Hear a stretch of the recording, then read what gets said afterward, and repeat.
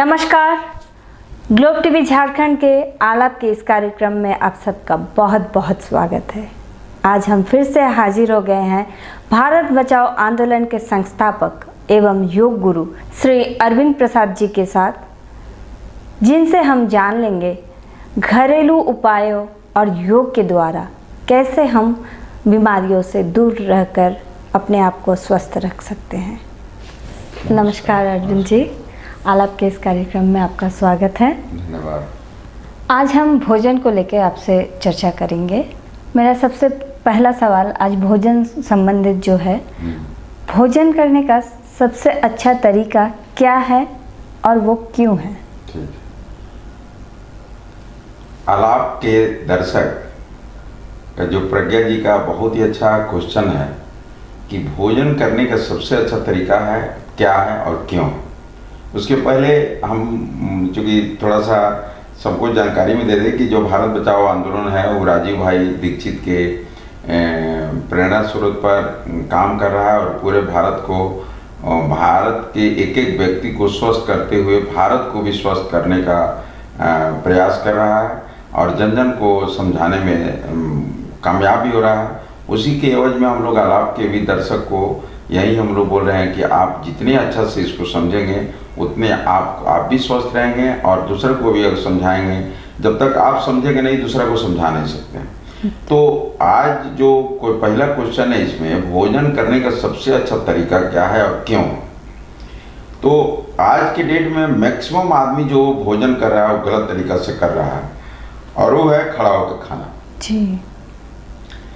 क्योंकि इसके विषय में दर्शक को जान लेना चाहिए कि पहले हमारे गांव में चाहे घर में भी सब लोगों का बैठ कर खाना खाता था। पीढ़ा उसके लिए अलग रहता था, पीढ़ा पर बैठ के खाता था, कभी जिंदगी में पेट नहीं निकलता था। लेकिन आज जो है हम जो पश्चिमी सभ्यता का अनुकरण करते करते हम भी खड़ा होकर खाने लगे। खड़ा होकर खाने के कारण क्या है, क्योंकि जो अंग्रेज खड़ा होकर खाते हैं इसीलिए खड़ा होकर कि वो लोग बैठ नहीं सकता, उन लोगों का घुटना में दर्द रहता है, मैंने ज्वाइंट पेन, ठंडा देश के चलते उन लोगों का स्टिफनेस शरीर में बहुत रहता है, इसलिए वो लोग केवल खड़ा होकर ही खाना खाता है। लेकिन हम भारत की प्रकृति है कि बैठ के खाना खाने से घुटना भी ठीक रहेगा और सब कुछ ठीक ठाक रहता है। तो बैठ कर ही खाना भारत में प्रचलन में है और अगर बैठ के खाना खाएं, सबसे अच्छा तरीका है कि बैठ के ही खाना खाना चाहिए किसी भी दृष्टि से। अगर आप वैज्ञानिक दृष्टि से उसको हम यहाँ पर तुलना कर रहे हैं कि अगर आप गांव में देखती होंगी कि अभी इसके पहले भी एक टर्म आया था उकड़ू आसन, जिसको चुकामुखी आसन भी बोला जाता है। पीढ़ा रहता है, चाहे बंगाल में चलिए, उड़ीसा में चलिए, बिहार में चलिए, झारखंड में चलिए, बहुत जो गांव में लोग अभी भी जो रहता है पीढ़ा या मूज वगैरह का बना के उस पर बैठने के लिए रहता था और उस पर खाता था। उसमें देखिए आप तरीका समझ लीजिए कि अगर उसमें खा रहे हैं तो जरूरत से ज़्यादा आप नहीं खा सकते।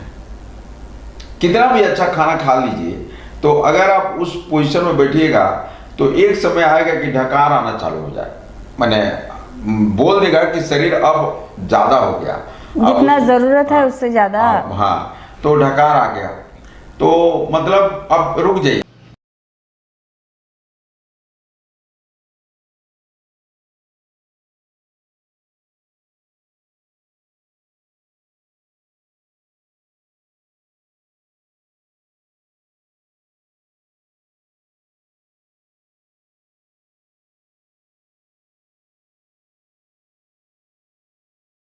जो उकड़ू आसन में तो चुकामुखी आसन में बोला जाता है, उसमें अगर हम बैठ के खाना खाएं, एक सर्टेन टाइम पर जितना शरीर को लेना था वो ले लिया। उसके बाद आप कितना भी अच्छा खाना, मैंने मान लीजिए रसगुल्ला भी देना चाहे लोग भारत वर्ष में रसगुल्ला, तो उस शरीर उसको एक्सेप्ट नहीं करता है, लगेगा कि नहीं अब जगह नहीं है, ढकार आना चालू हो जाएगा। मतलब ढकार आने का मतलब है कि आप रुक जाइए।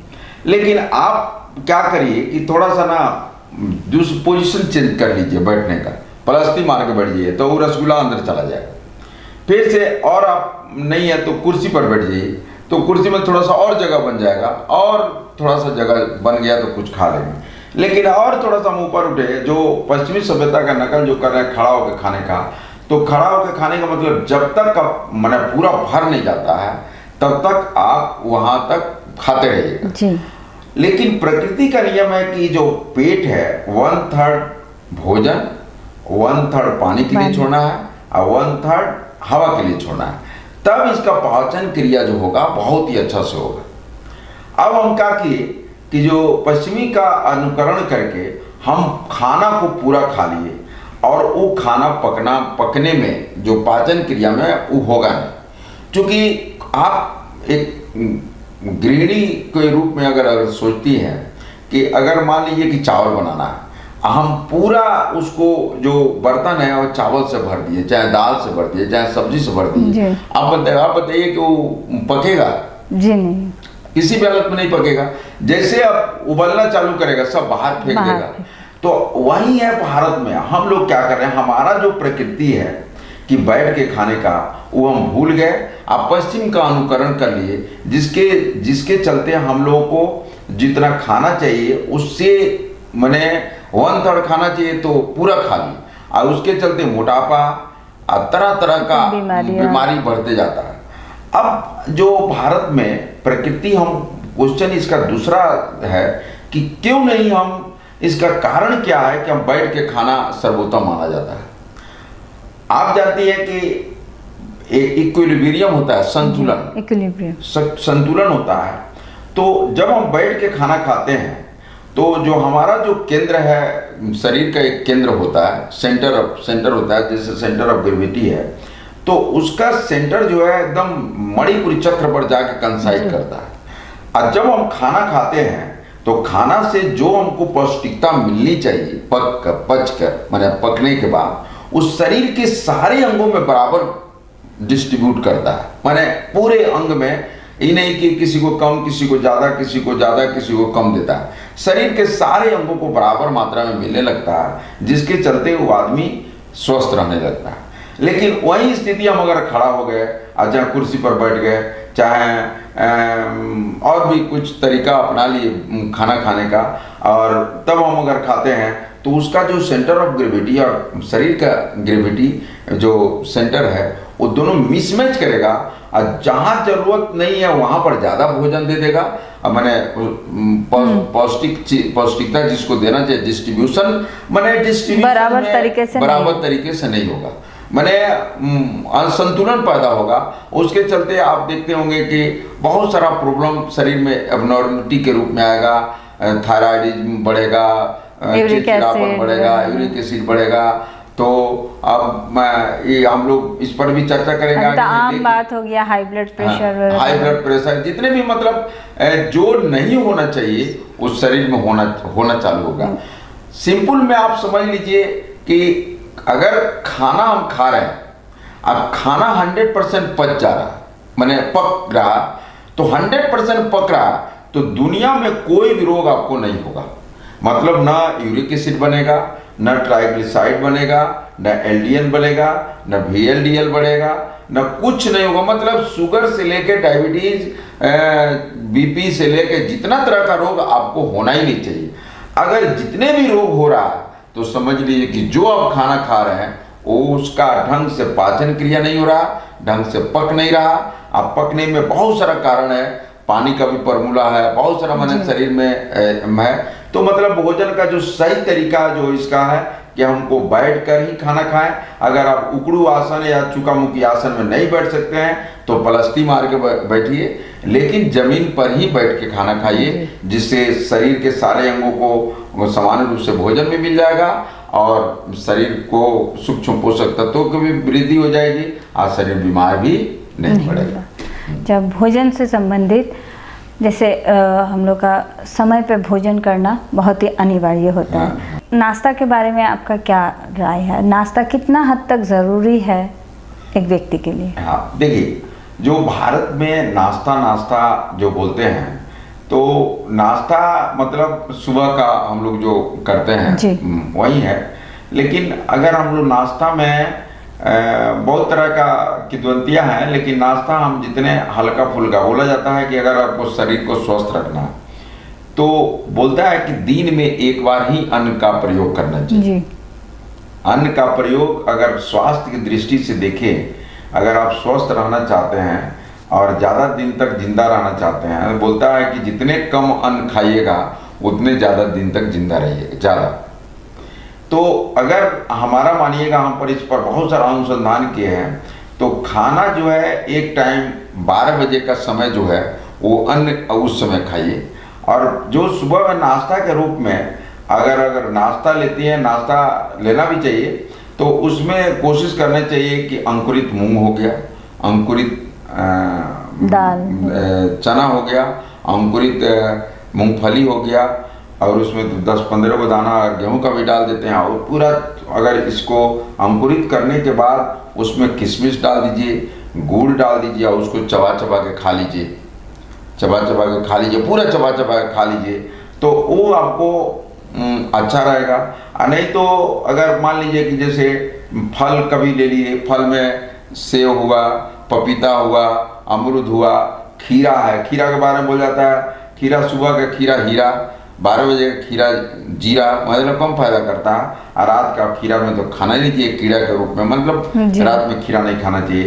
तो सुबह में मान लीजिए कि आप पपीता खा लिए, कभी गाजर खा लीजिए, कभी अंकुरित मूंग खा लिए, चाहे मान लीजिए कि अगर बहुत आदमी है जैसे हम हैं कि सुबह में कोशिश करते हैं कि एक जो नारियल, जो डाब बोला जाता है उड़ीसा में चाहे बंगाल में, डाब का पानी वो पी लिया, जो उसमें से नारियल निकला उसको खा लिया। और फिर से 12 बजे एकदम नियत समय पर अगर हम खाना खाते हैं और शाम का भी भोजन में उसी तरह का कुछ हल्का सामान हम ले लिए तो सर्वोत्तम है। तो कोशिश करना चाहिए कि नाश्ता में हम जितने हल्का ले लें, और फिर से 12 बजे जो भी आपको मन पसंदीदा भोजन है वो 12 बजे का लॉजिक यही है कि 12 बजे आपका सूर्य का जो तेज है वो शरीर पर माने ज़्यादा सीधा असर पड़ता है, और 12 बजे आपका शरीर का पित्त मतलब अग्नि बहुत ज़्यादा तेज बढ़ा रहता है, जलता है। तो इस भट्टी में जो भी डाल देंगे अच्छा से उसको पचा देगा। इसलिए जो भी आपका मन पसंदीदा, जो भी आपको मन करता है खाने के लिए, तो बाहर का भी तो न खाएं, क्योंकि बाहर का अगर मान लीजिए कि जो भी आपको मिलता है वो इतना अच्छा नहीं माना जाता है। तो जो आपको मन लगता है कि नहीं हाइजीनिक नहीं होता, हाँ, जो आपको मन लगता है कि नहीं हमको 12 बजे हमको खाने का मन कर रहा है, तो आप अपने घर में बनाइए और उसको 12 बजे खाइए।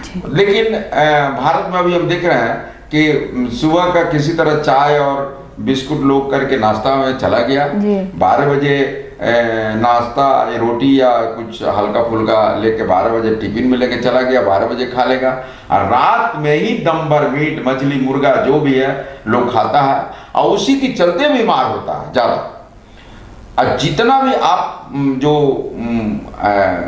गांव में चल जाइए, अभी भी गांव में बचा हुआ है कि वो लोग सूर्यास्त होते होते उसके पहले खाना खा के आराम से कुछ देर के बाद गप वप करके 2 घंटा 3 घंटा के बाद सो जाएगा, और तब सुबह में अपना काम मस्ती से करेगा। लेकिन जो शहरी वातावरण है, जो पश्चिमी सभ्यता को अपना लिए हैं, वे लोग रात में 10, 11, 12, 1 बजे तक खाना खाते हैं और फिर से दिन में सोए रहते हैं लेट तक। तो इसमें उसी के चलते, और हम देखें मैक्सिमम जो पश्चिमी सभ्यता को अनुकरण में रहते हैं उनको बीपी, शुगर, कोलेस्ट्रॉल, जितने भी बड़ा बीमारी है उनको पकड़ लेता है। तो खान पान को जब तक हम सुधारेंगे नहीं तब तक हमको उतना फायदा करेगा नहीं। दिन में खाना खाने के बाद विश्राम करना चाहिए या नहीं? बहुत ही अच्छा क्वेश्चन किया है। अब क्वेश्चन है कि खाना खाने के तुरंत बाद विश्राम करना चाहिए या क्या करना चाहिए। तो अगर दिन का भोजन में हम खाना खा रहे हैं, दिन का भोजन कर रहे हैं, तो एक आसन है, एक ही आसन है जिसको आप लोग सभी लोग जानते होंगे, जिसका नाम है वज्रासन। तो चाहे रात में भोजन करिए चाहे दिन में भोजन करिए, कोशिश करिए कि उस आसन में जरूर बैठिए। एक ही ऐसा आसन है जो भोजन करने के बाद किया जाता है, वज्रासन। तो कोशिश करिए कि वज्रासन में जरूर बैठें, और वज्रासन में बैठने के बाद दिन के भोजन के बाद बोला जाता है कि मैक्सिमम 45 मिनट तक आराम कर लीजिए। आराम करना दिन के भोजन के बाद जरूरी है, क्योंकि इसको जो दिन को जो हमारा शरीर है उसको सूर्य चलाता है। तो जैसे खाना खाइएगा तो शरीर में गर्मी आएगा, तो उसमें आराम कर लीजिएगा तो थोड़ा ठंडा महसूस होगा, विश्राम मिल जाएगा। और जो पाचन क्रिया है वो अच्छा से मैनेज हो जाएगा। लेकिन हम 50 मिनट से 1 घंटा 1.5 घंटा लोग सोने लगता है, जिसके चलते मोटापा बढ़ने लगता है। मतलब सोना नहीं है, हाँ। खाली आपको शरीर को विश्राम देना है। नींद भी ले सकते हैं, लेकिन मैक्सिमम 45 मिनट जी 45 मिनट से ज़्यादा अगर ले रहे हैं, उसमें ले रही है आप लोग, चाहे जो भी हो।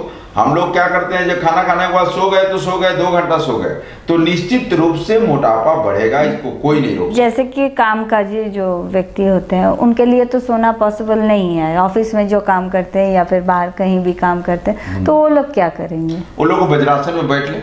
जी अगर मान लीजिए कि ऑफिस में काम कर रहे हैं, हम लोग बहुत जगह जाते हैं, लोग 10-15 मिनट व्हील चेयर है तो हम कैसे बैठ पाएंगे, हम उसमें भी आप एडजस्ट करके बैठ सकते हैं। आज आप बैठ के आप कंप्यूटर में काम भी कर सकते हैं, जो कामकाजी में कंप्यूटर में बैठ के करना है तो कोशिश करिए कि वज्रासन में बैठ जाए, वहाँ पर थोड़ा बैलेंस करें। अच्छा, ऐसा चीज़ हम व्यवस्था कर लें कि वज्रासन में बैठ जाए और वज्रासन में बैठने के बाद काम कर लें।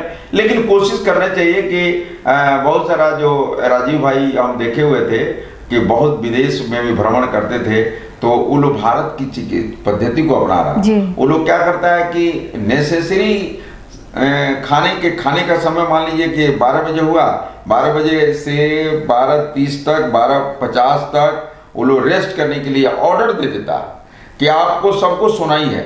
चूंकि जो 12 बजे के खाने के बाद जो सोने के बाद जो इफिशियंसी शरीर को मिलता है ना, वो पूरा फुल एनर्जी के साथ मिलता है। तो वो लोग जो विदेश में भारतीय सिस्टम को जो समझ रहा है ना, तो वो लोग क्या करता है कि जब बोलता है कि अगर मान लीजिए खाना खाने के बाद हम इससे काम करवाएंगे तो मैंने नींद आते रहेगा, सुस्ती आएगा और सुस्ती आके लगेगा कि उसको नींद का भी थोड़ा सा लगेगा, झपकी आते रहेगा। तो झपकी आते रहेगा तो अच्छा रहेगा कि इसको हम आधा घंटा का रेस्ट दे देते हैं। आज आधा घंटा के बाद अगर वो रेस्ट के बाद आएगा तो फुल एनर्जी के साथ आएगा और जितना उसको मैनेजमेंट को काम कराना था उससे ज़्यादा कहीं काम कर देगा।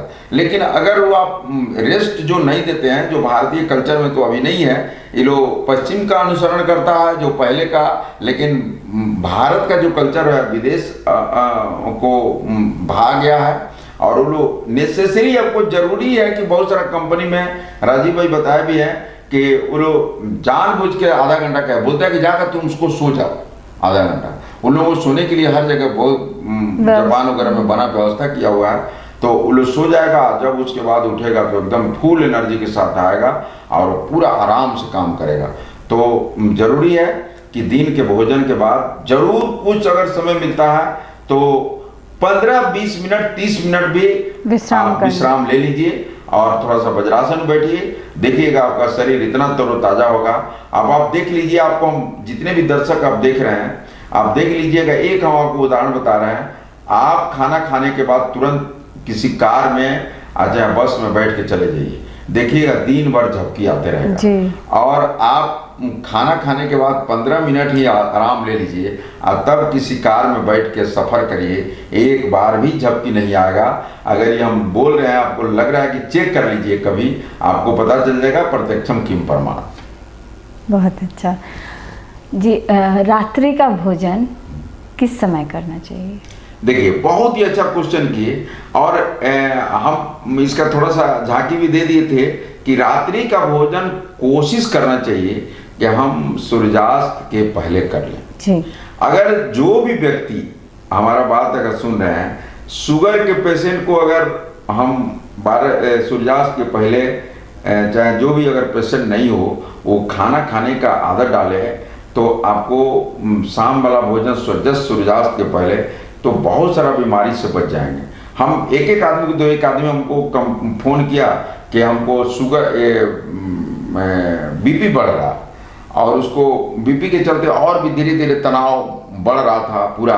तो हमको क्वेश्चन किया कि क्यों, क्या करें हम।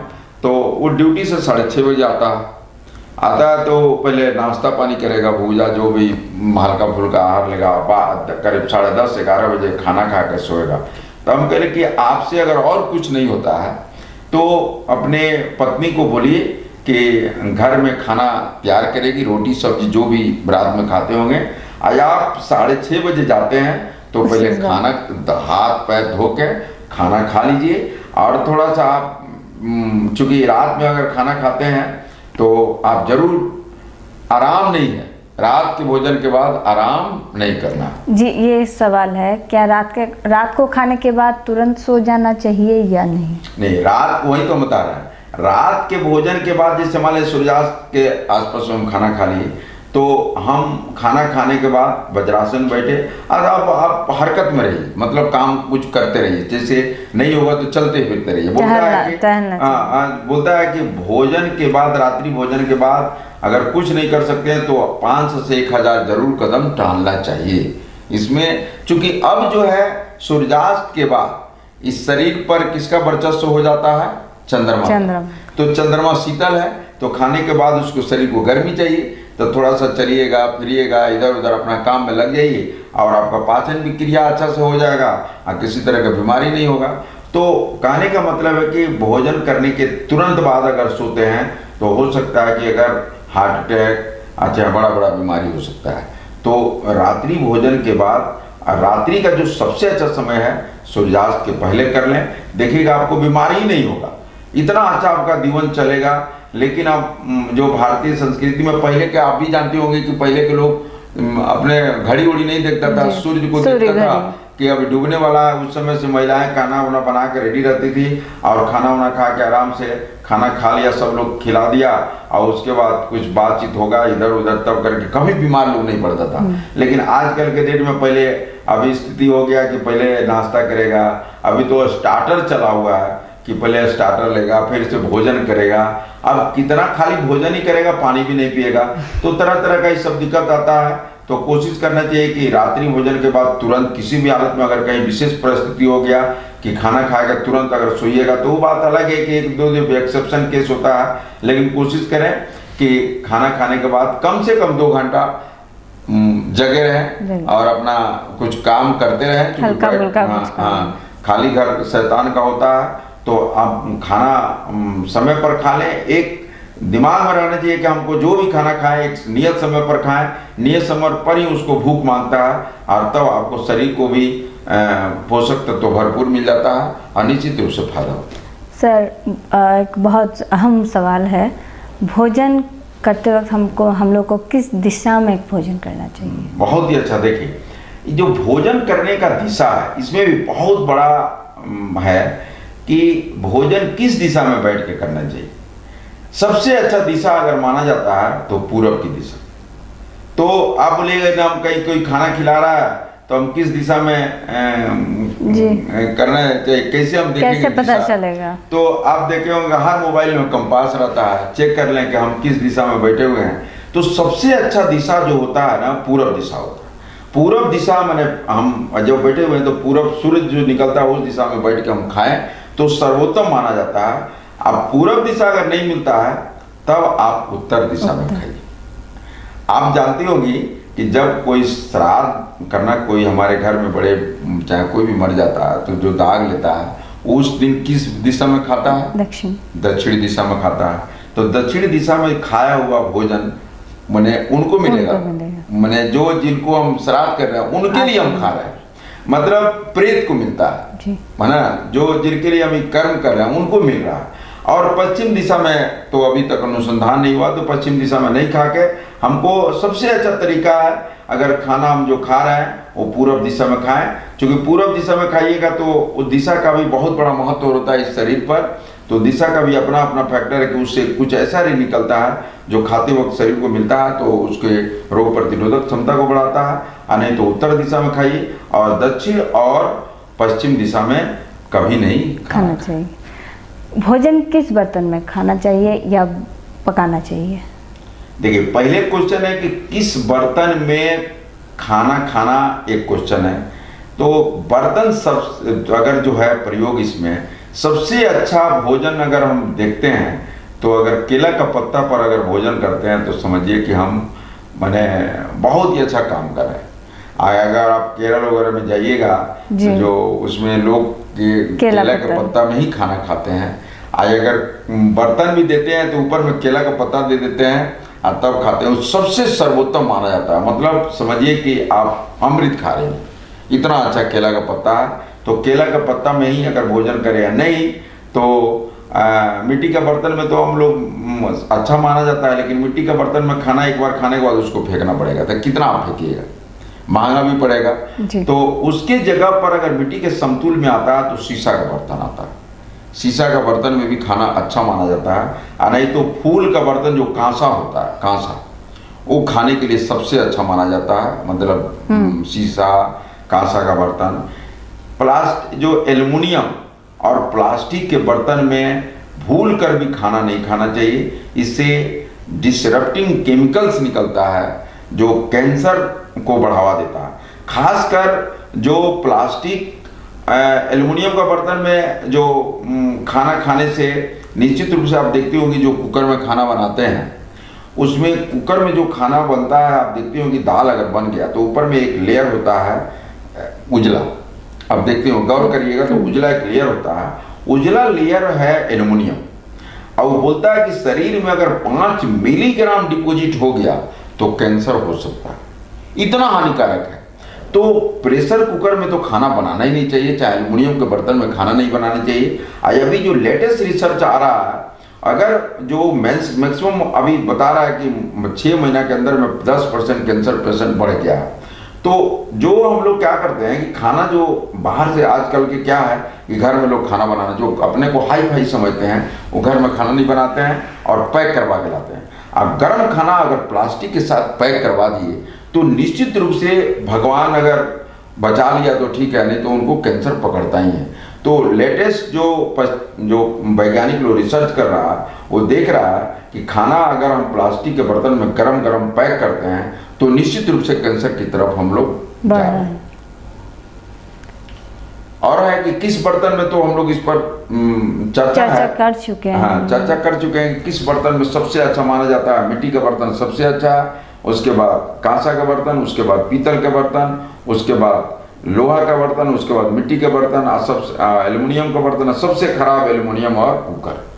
तो आप सबसे अच्छा जो बर्तन है मिट्टी को बनाने के लिए, खाना खाने के लिए सबसे अच्छा जो चीज़ है, अगर संभव है तो हम तो बोलेंगे कि सब आदमी को कि केला का, अगर हम लोग खूब केला का खेती करें भारतवर्ष में, हर घर में केला को लगाएं और रोज केला का खाना खाएं। उसको बर्तन उस साफ करने का भी नहीं है, वो बाहर में हम रख देंगे तो कोई गौ माता आएगी, वो खा के चल देगी, उसका भी पेट भरेगा और हमको भी संतुष्टि मिलेगा।